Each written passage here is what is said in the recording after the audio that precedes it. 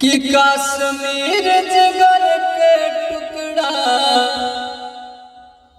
कहे हिंदुस्तान ई जान हवे हो हमर शान हवे हो ई जान हवे हो हमर शान हवे हो।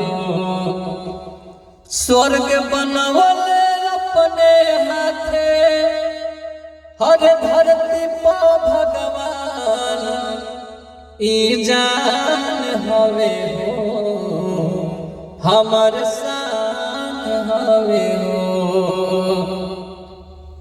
कि एकरा पलाई जदी केहू जो नजरिया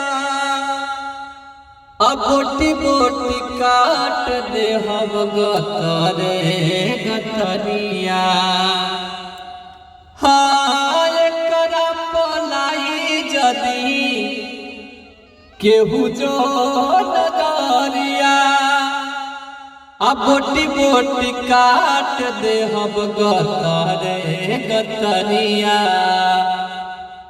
किए के संग जय हिंद बोले अरे हिंदू मुसलमान ई जान हवे हो हमर शान हवे हो ई जान हवे हो हमर शान हवे